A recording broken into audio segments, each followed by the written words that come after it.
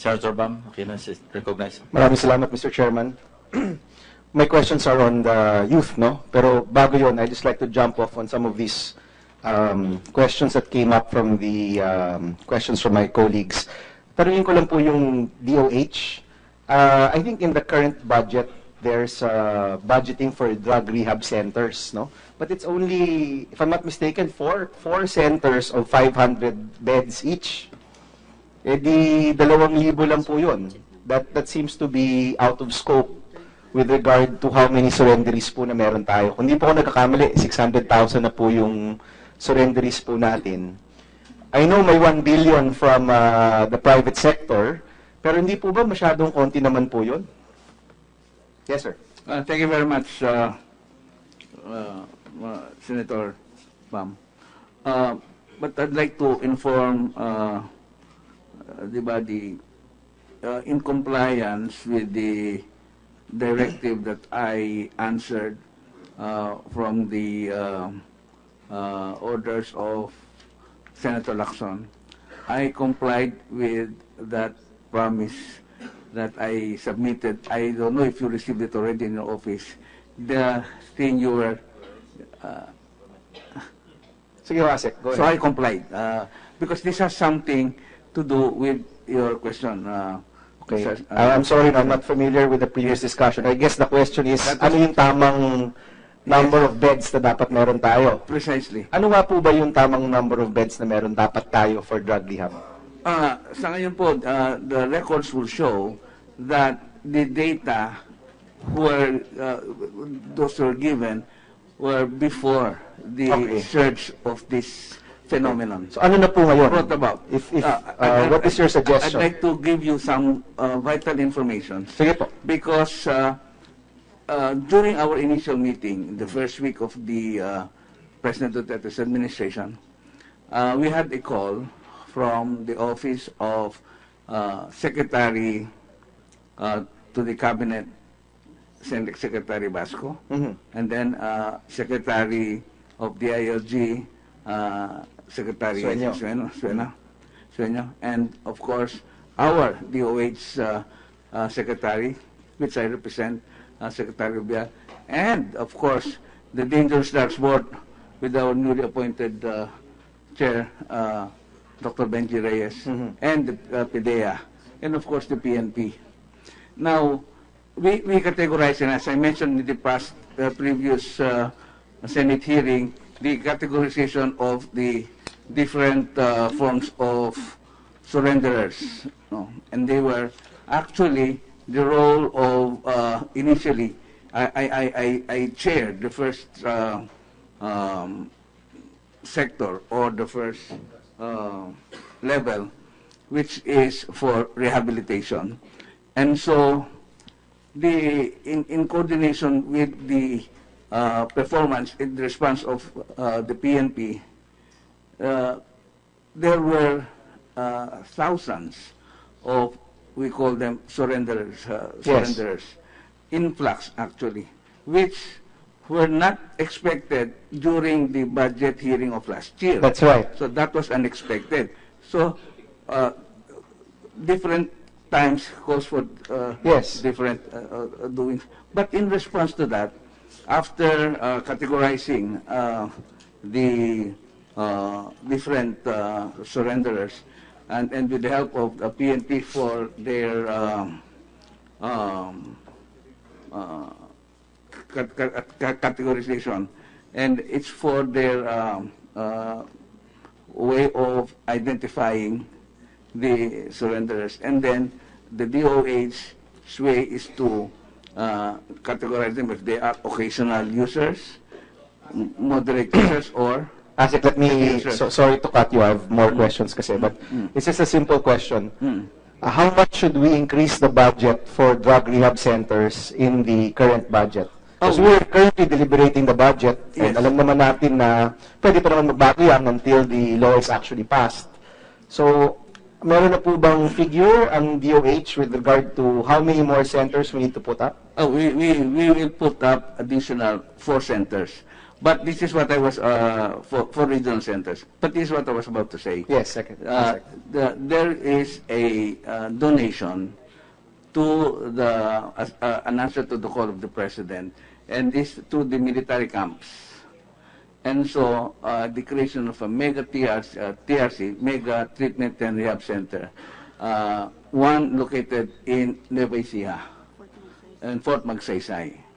So there was an immediate response. In fact, the materials came in, and so we immediately drafted the memorandum of agreement and with the meeting in Malacanang, the office of the president with Yusek Ong, and the creation of a mega TRC that would house in about 5 to 10,000, the maximum of 10,000 surrenderers. Asek, this will be under DOH pa rin, no? It Yes, won't yes, be under yes. the military. The management. Okay. The role of the military is the utilization of the lot. Okay. And that is a military camp in Fort Magsaysay. That's just one of them. The other one would be, there was a proposal for another military camp in Bohol and another one in Capiz. But for immediate response, the immediate response is the building of a mega TRC, but which is only about temporary, in the sense that because we have to immediately construct the and build up the area, which is presently being done now. All right. So, in short, Asek, there's plan for 4 more and possibly the mega TRCs. Yes. But if you add all of that together, that's roughly about 15,000, no? And another, Mr. Senator, is the community-based. Okay. I'll give you an example, as I've mentioned in the past hearing. Provinces like Cebu and in Metro Manila, there is the community-based, after basing it on the surrenderers, we have the community-based, after the profiling from the PNP, we have the community-based form of rehabilitation. And this would now include all the regional offices, because in every region there is one, a DOH office. So it will be managed in coordination with the local government units. Okay. Alam mo, Asek, this community-based effort, baka in the end, this might be more cost-effective and more humane, and maybe it might be even mas madali rin yung i-monitor, no? But anyway, the budget season is until December. We usually pass the budget until December. And I would enjoin the DOH to take the opportunity. Yes. Ngayon ho na everybody wants to support the war on drugs and the rehabilitation efforts. Maybe more than ever, you could probably pwede ho kayong umasa talaga ng suporta mula sa Senado pagdating sa budget item na to. Because 600,000 surrenderies and then 2,000 beds, it's masyadong malayo, no? Now, 2,000 beds eh. So just recently, Mr. Senator, we submitted the budget of 3 billion. 3 billion. That is for the regular budget hearing which we had yesterday, initiated also with Congressman Lanete. That's just the DOH po, di ba? That's the whole DOH budget. DOH po. For treatment and rehab lang po. For treatment, so this is not yet in the net, no? Wala pa po ito doon. Or is it already there? Because ang nakita ko po 4 centers pa lang. The budget will be proposed for 2017. Nasa net na. Opo. Ang sinasabi ko pong itong additional budget, it is for this from the start of this administration of President Duterte up to December. I see. Okay. And so and of course I have to inform the Senate about the call which was responded. Senator Binay was there also, Senator Lacson, with the call of the corporate social responsibility think. Yes. And so, San Miguel Corporation, well, without really advertising, gave a donation of 1 billion. Yeah.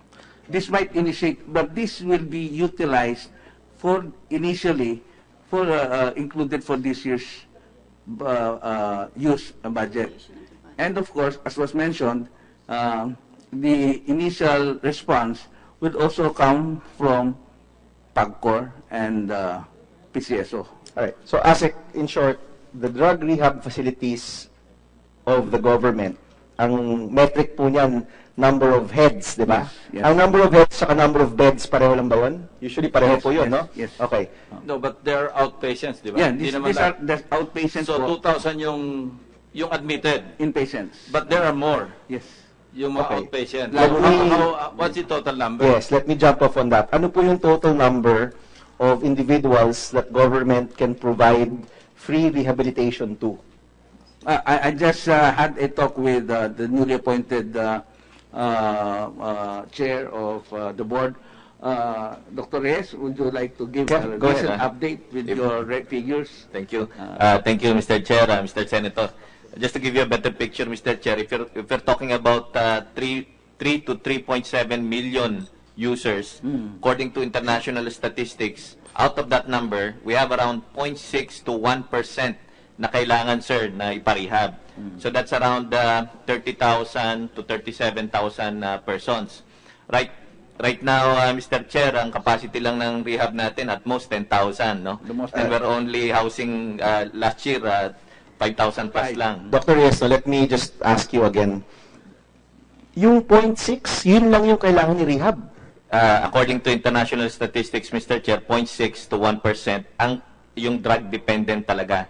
The rest would require outpatient and community-based programs, Mr. I Chair. see. So, okay. So this is, well, it's new to me, no? So, hindi ho lahat ng surrenderies kailangan mag-rehab. Yes. Po. Hindi ho. It's only 0.6%? 0.6 to 1%, Mr. Chair. So the metric that we're using is let's say 1% of 3 million, di ba? So 30,000. So we need facilities for 30,000 individuals. At the very least, Mr. Chair. Okay, so hindi naman ganun kalayo na kung nasaan tayo. Mr. Senator, what was being mentioned is the institutionalization of residential. Kasi po yung iba, sabi nga po, outpatient, they don't need To stay. to stay. They could be treated as outpatient. Yun po, kaya nga po dito is in coordination with the community after assessment and after evaluation and in coordination with the cities and municipalities up to the lowest barangay in coordination. Ito po Okay. yung tanaman natin community-based drug rehabilitation. Check lang related. Apo. Does DOH have the capability sa personal fill-up ninyo to determine who would be outpatient And who would at be saka staying. sino yung who will be staying in the or will be housed in the rehabilitation centers? At the present time, of course, we are increasing our capacity. But because of the surge or an influx of the surrenderers, talagang wala po silang paglalagyan ang base. Yung personnel ninyo na magdi-determine sino yung pauwiin, outpatient, at sino yung mag-stay behind para ma-rehab. I'm referring to the personnel of DOH. Yes. Meron po. Kaya nga, we have this coordination. Kailangan, not only DOH. Kaya nga, we will be building up and having training and capacity building for LGUs up to the lowest barangay. Yes, because we have our barangay health workers po. Nataka muna yung plano at present. Ongoing. No, capable ba kayo na mag-absorb No. and mag-determine kung sino yung pauwiin? I'm referring to your personnel fill-up at present. At present po kulang. Hindi pa capable. That is why we will be building up this coordination and this barangay-based together with Asek, our... may I ask, yung kulang ng kaalaman, kulang ng tao? Both. Both. Because we we have have to train... barangay health workers in all barangays, no? Yes. So, kulang pa rin yun. We have to train them with regards to drug rehabilitation. Yes. Do you need to add more barangay health workers or yung current complement po natin kailangan na ng kaalaman? We have to add pa. You also have We to add. have to- Okay. Well, based on the data of the President surrenderers ngayon, We are proposing, Mr. Chair, at least one per district should have the capability to determine the level of drug dependency, Mr. Chair, and that would be a paramedical person, Mr. Chair. Yeah. Actually, Secretary, one of my bills in the past Congress was one nurse per barangay, no? Maybe this is something you can look into kasi marami po tayong mga nurse rin naghahanap ng trabaho. Yeah. I would even say, go deep na talaga. Kasi ngayon, habang, yesterday sa DBCC, Secretary Jokno said they're willing to borrow money, no? Yeah. To really fulfill all the social services na kailangan. Kumpletuhin natin because as Secretary, as Senator Manasan had said, just a second, Asek, yung police, we burden them with everything, pero the truth is, lahat ng agencies need to work together for this, di ba? And yung takot natin, pagkatapos mag-surrender, pagkatapos mahuli, babalik rin lang, no? So we need to make sure na, one, prevented, but secondly, is kapag nag-surrender na huli, hindi na mababalik.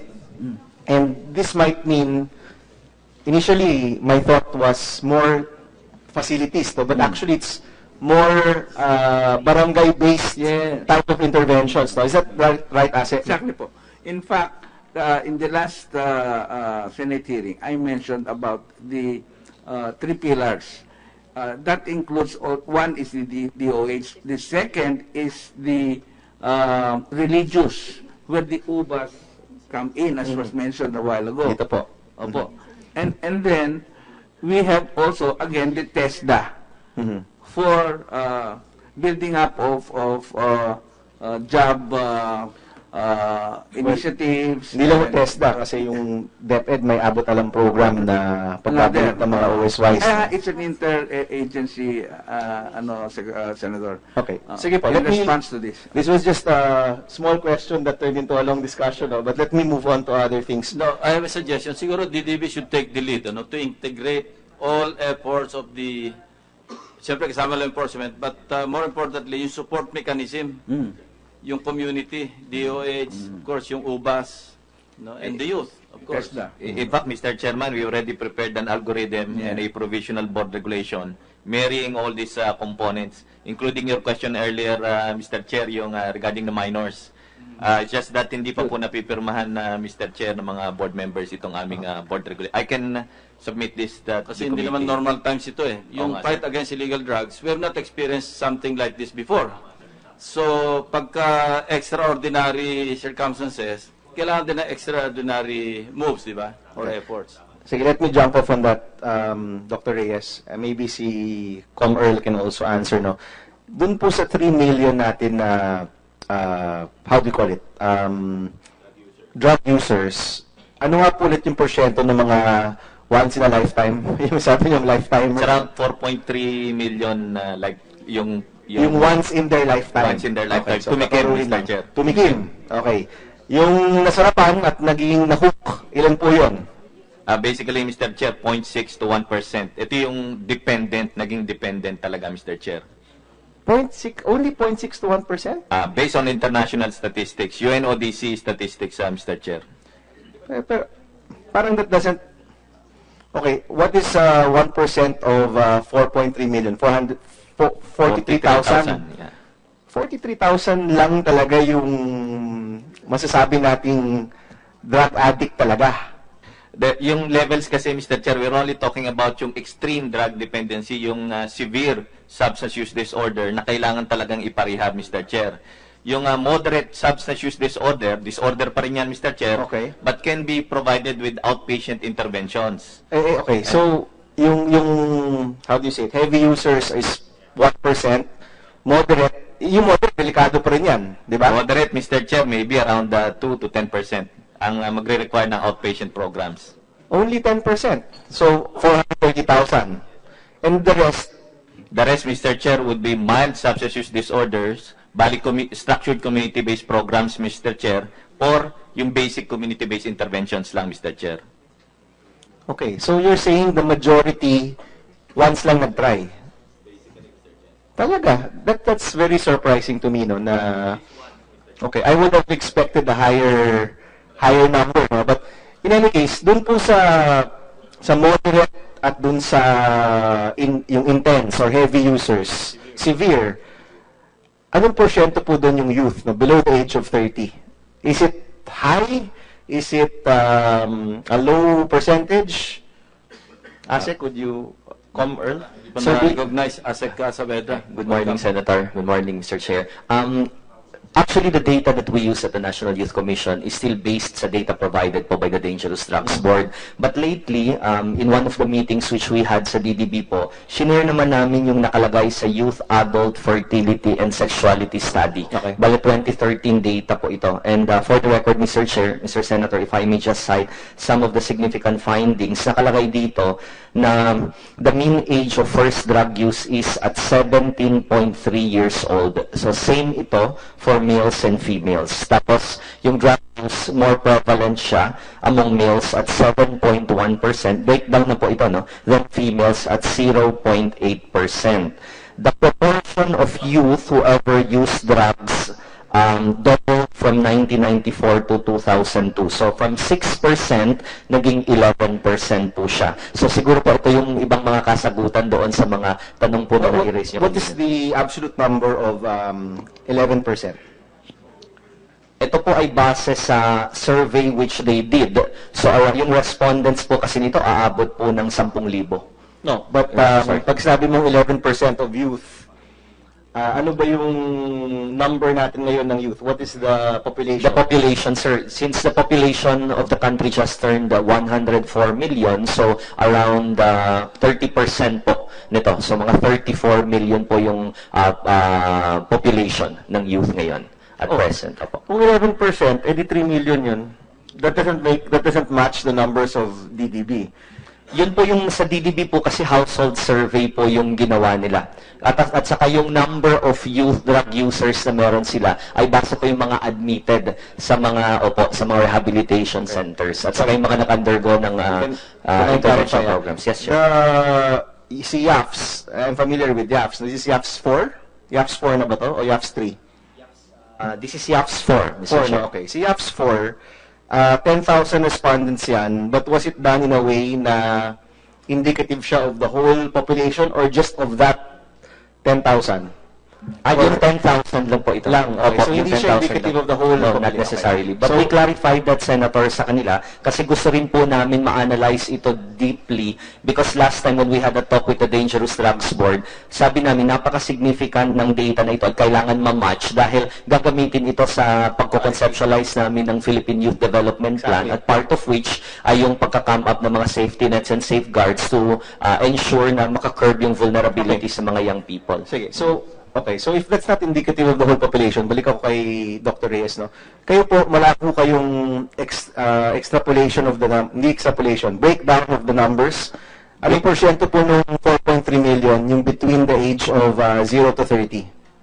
We can get the data, Mr. Chair. Is it proportionately high than other age ranges or is it more or less parehas lang sa 31 to 40, 41 to 50? Well, I was given this statistics, Mr. Chair. For children 10 to 17 years old, ang current users, Mr. Chair, is 5%. Ang 18 to 59 years old, significantly high, Mr. Chair. 18 to? 18 to 59 years old, Mr. Chair. 59? Yeah. Masyadong broad yung Masyadong broad. number Oo. na yun, no? We can provide you the data, Mr. Chair. I-calculate namin. Okay, that would be very interesting, I guess, to the committee, no? Kung ma-breakdown natin sa edad yung usage. Okay, let me ask another question, no? Maybe I can ask si Asik Punsalan again. When I was still in the National Youth Commission in the early 2000s, no, medyo matagal na po, 1 decade ago, yung lumabas po doon na very effective drug prevention sa mga kabataan is having peer counseling groups in the barangays and in the schools. Is that still the same, is that still the best drug prevention program for our young people? Yes. Opo. Pareho pa rin. Mr. Senator, in fact, that was the part of what I mentioned because kagaya din po ng UBAS, community, yung environment, it plays a major role in the success of rehabilitation. And of course, yung pong kasing environment if it's not conducive to rehabilitation, babalik din sila sa sa dating gawi. As rehabilitation and prevention, kahit prevention. Yes. Parang hindi na po sila pumasok. Now, giving them also importance at hindi sila, as I mentioned, ma-stigmatize. Because that's a problem. Sometimes, kapag the person has been identified as a dependent, na ano na sila na ma-marginalize na sila. So, I think activities and also religious organizations, activities that would be encouraging, at bibigyan natin sila ng morals and value formation, that plays a big role in rehabilitation. Thank you for that, ASEC. And again, ngayon po na nakafocus tayo sa laban sa droga, pondohan po natin yan. Because I remember in 2003 or 2004 when I was NYC chairperson, kahit recognized na yun yung best drug prevention program, hindi rin naman namin mapapondohan because it wasn't really the priority at that time. Now that this is the priority, maganda kong pondohan po natin yan. And again, it goes back to our LGUs, no? Yes. How we're able to organize, no? And let me jump off to another issue. Meron po kasing calls na i-abolish yung council ng barangay at yung SK, no?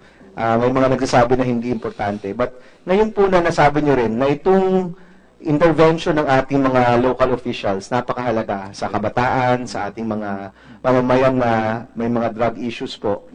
And let me ask si Attorney Abisamis, no? Does the yung liga po ng barangay, na-imagine ba na pwedeng ma-organize yung mga barangay at yung mga SK para talagang makatulong po sa laban na to, not only sa enforcement, alam ko mahalaga po sila sa enforcement, pero even on the prevention and rehabilitation. Ito pong sinasabi po ni ASEC, i-convert mo yung mga badak at yung mga barangay councils to really be at the forefront of the fight, providing these services. Is that something that the barangays imagine? Is it something po na bukas sa kanila? Na-imagine po ba nila na pwede nilang i-take on yung role na yon? As far as the barangays are concerned, we are very much willing to take on that challenge.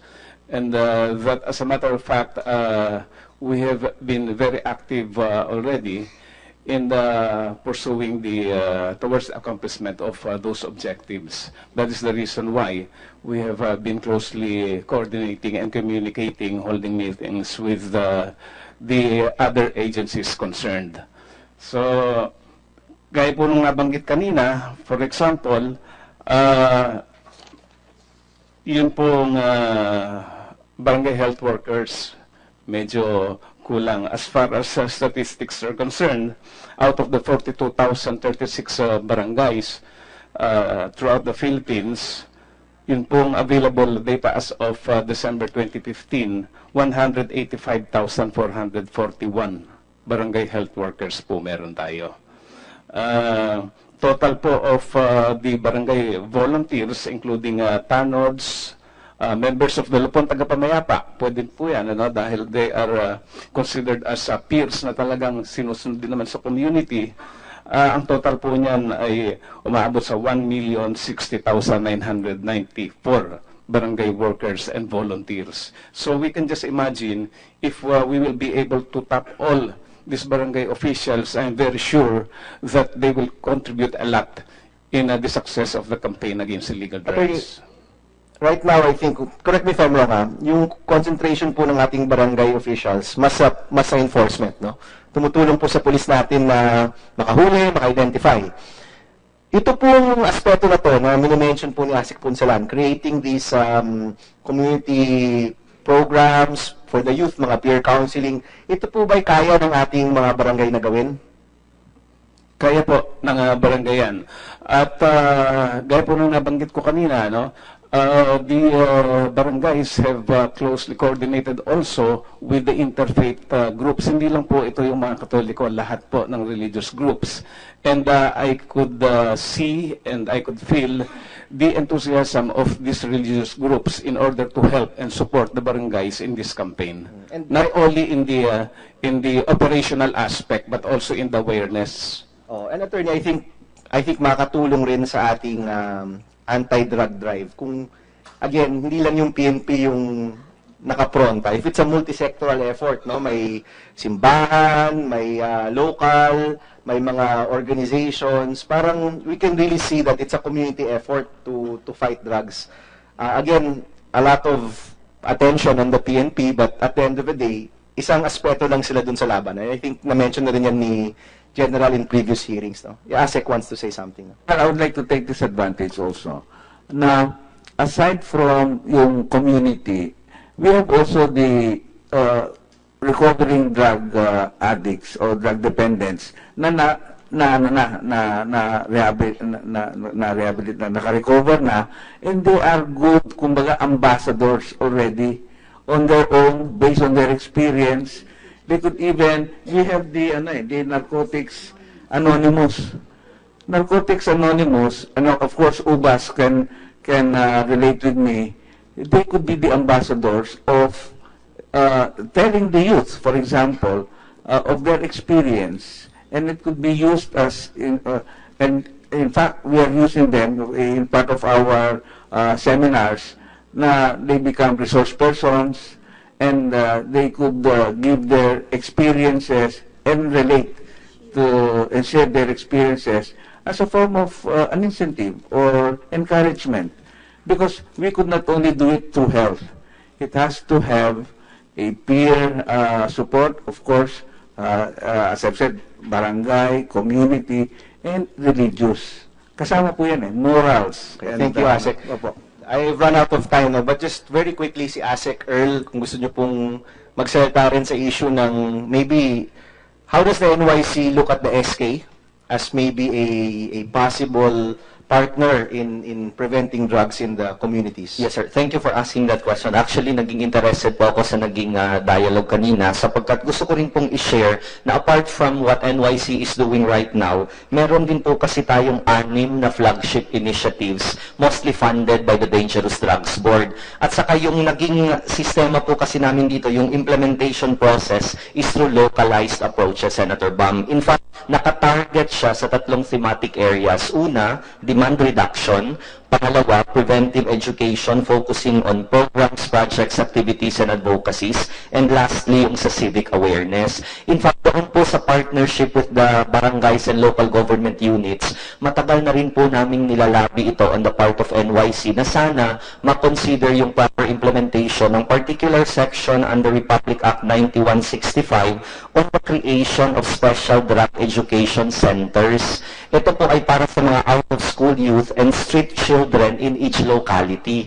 Ang naging problema po kasi recently, hindi po pinopondohan. Kasi subject po siya sa approval ng local chief executive. And madalas po nilalabi namin na sana kung part ng political will ng local chief executive na mag-come up ng relevant intervention programs for the youth para hindi sila maging vulnerable sa illegal drug use, kasama na rin po ito. We envision the special drug education centers to be a facility and a one-stop hub for development of intervention programs na pwedeng mag-implement nitong mga sinasabi po nating mga approaches para naman masalba natin yung mga kabataan from becoming drug dependents. Yung sa SK na aspect naman po, meron po kasing ide-develop na comprehensive barangay youth development plan. Itong mga SKs, once they sit and assume office, 3 taon po ito.